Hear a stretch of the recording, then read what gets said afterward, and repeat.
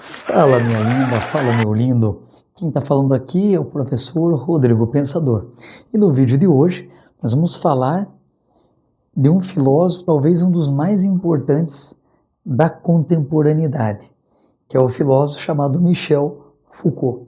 Michel Foucault é um filósofo que nasceu em 1926 e faleceu em 1984. Ele revolucionou o pensamento filosófico. Ele criou obras, dentre inúmeras obras, que falam sobre a relação do saber e poder, arqueologia do saber, a história da loucura, a história da sexualidade, vigiar e punir. Ele desenvolveu um novo conceito de poder. Até então, acreditava-se que o poder era algo localizado, algo que pertencia a alguém. Mas ele inovou com isso. Ele tem uma outra visão. Ele faz uma crítica à visão de Marx, que acreditava que o Estado era o detentor do poder apenas. Não que esteja errado, mas para ele não é só o Estado. Você quer saber o que ele pensa? Você quer fazer parte do grupo dos intelectuais, dos pensadores? Então cola comigo. Mas antes, inscreva-se no nosso canal, dê o joinha, compartilhe as nossas ideias e depois da vinheta, cola comigo. Roda!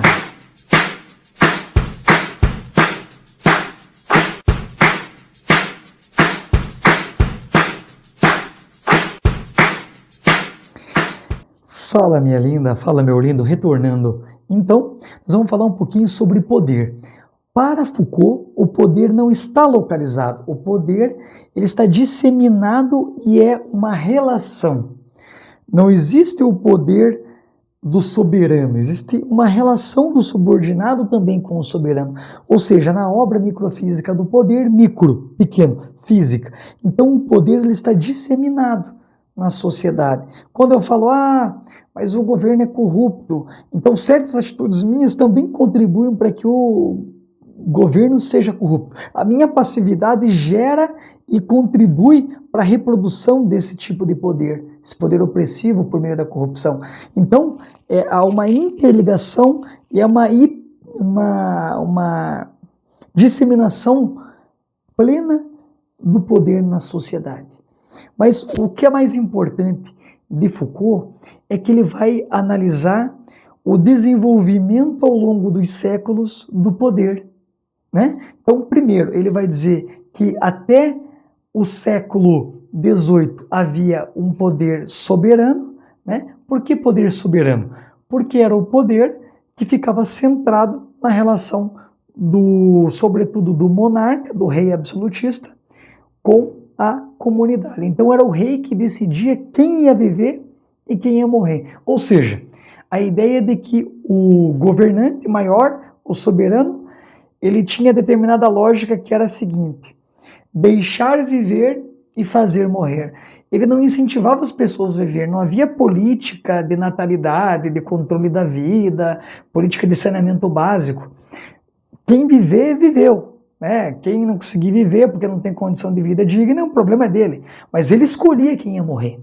Então esse era o poder, que imperou até nas sociedades pré-capitalistas, até antes do século XVIII, antes da consolidação do capitalismo. Depois do poder soberano, nós temos o poder disciplinar. Esse poder disciplinar não atinge mais a todos de maneira indistinta, como havia com o poder soberano. Agora, o poder é localizado, o poder vai ser por meio da disciplina dos corpos. Eu vou moldar os corpos. Então, cada época existe um saber, existe uma ciência que determina, então, um tipo de verdade e nós temos que enquadrar os indivíduos dentro dessa verdade. Então, vou dar um exemplo. No século XVIII, tinha-se uma visão do que é ser saudável, do que é ser louco. Se eu me enquadrasse dentro daquilo que era loucura, eu tinha que ficar dentro do hospício e iam trabalhar o meu corpo para que eu tivesse, então, a disciplina. Ou melhor dizendo, ainda, se possível, a autodisciplina. A ideia é a docilidade dos corpos, é tornar os corpos dóceis. Por que o poder disciplinar é tão importante a partir do século XVIII? né? Porque surge o capitalismo. Nós precisamos de uma disciplina para o trabalho. E quais são as instituições que são especializadas em disciplinar? Exército, né? Que no caso o quartel, o manicômio, o convento, as escolas, as fábricas. Então eu tenho que moldar um corpo para que ele seja dócil para a produção. Então o poder, ele muitas vezes, pela estrutura arquitetônica, ele gera uma autodisciplina. É aí que o Foucault, na obra Vigiar e Punir, coloca um desenho de um panótico. Pan é tudo, ótico, vem de visão. Uma visão total, uma visão plena, que esse panótipo foi construído, né, por um filósofo, né, jurista também, chamado Jeremy Bentham. Então o panótipo é um sistema assim, existe uma torre no meio e em volta existem celas, né? Existem onde as pessoas ficam encarceradas. As prisões nos Estados Unidos, mas não somente, você consegue perceber muito desse tipo, né? Existem escolas também, que eu já fiz estágio, que são desse jeito. Então as pessoas que estão lá na cela, elas veem aquela torre, e vem a janelinha, e mesmo sem saber que elas estão sendo vigiadas, elas já criam uma disciplina, no sentido de não fazer o quê? Muito alvoroço para ter medo de punição. Então nessa obra Vigiar e Punir é justamente isso. A arquitetura, seja das fábricas, do presídio nesse caso, ela serve para o quê? Para vigiar e para punir, porque ela quer formar corpos dóceis, corpos que sejam, quanto mais dócil o corpo, maior o poder, e isso se dá pela autodisciplina.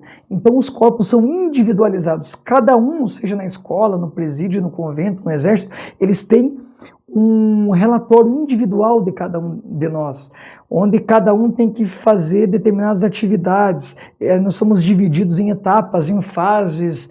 As aulas, por exemplo, na escola são divididas em disciplinas, né? A gente entra na escola, cada um vai para a sua turma, então subdivide-se, e dentre as turmas, cada um vai na sua carteira e fica enfileirado. A própria carteira na sala dela já gera uma disciplina. Por quê? Porque a organização geográfica, olha o espaço, ele é organizado para manter o poder na mão do professor. Olha o tamanho da carteira do professor, da mesa do professor. É maior do que a mesa do aluno.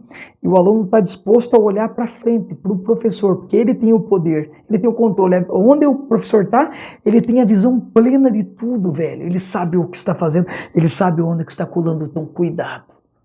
O professor é quase que o olho de Deus, mano. Presta atenção.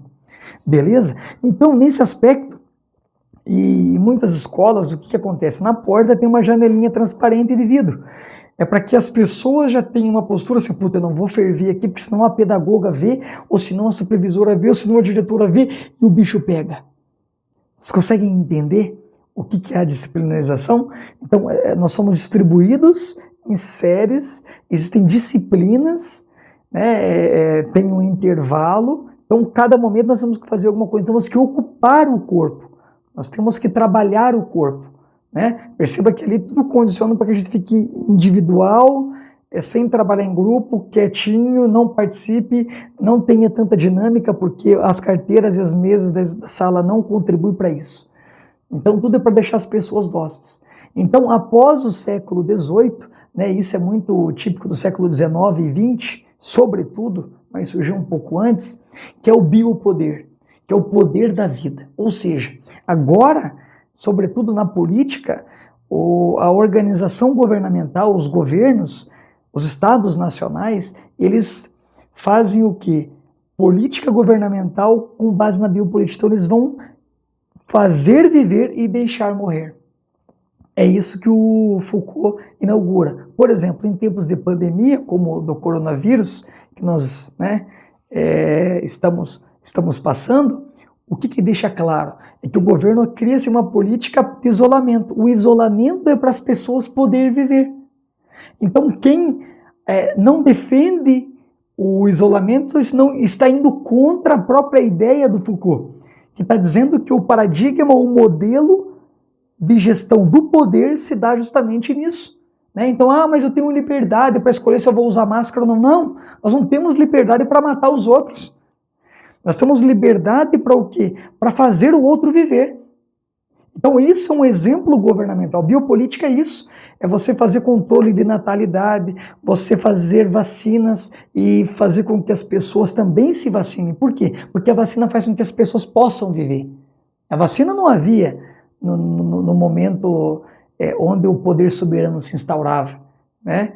Onde a monarquia absolutista imperava. Não havia isso. Então nós estamos no terceiro estágio do poder.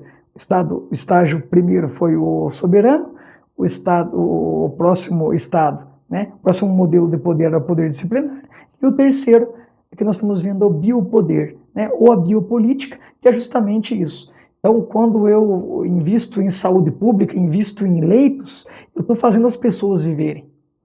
Quando eu faço contratação de mais médicos, eu faço isso. Então, percebam que determinados modelos econômicos, né, vou dar um exemplo, o neoliberalismo, que defende o Estado mínimo, vamos privatizar tudo. Eu estou indo contra a biopolítica, porque quem que vai poder pagar para ter plano privado? São poucas pessoas. Então, eu estou indo na contramão da biopolítica. Tá? Nesse sentido. Isso é muito importante. Vocês não conseguem compreender a realidade sem passar por Foucault. Beleza? Espero que tenham entendido. Caso tenha alguma dúvida, deixe nos comentários, tá bom? Não esqueça, espero o seu joinha, o seu curtir, compartilhe o nosso canal, inscreva-se e ative o sininho caso não seja inscrito e te espero no próximo vídeo. Você já sabe, eu sou o professor Rodrigo Pensador e esse é o canal de História e Educação, feito para você, por você e para mais ninguém. Um forte abraço.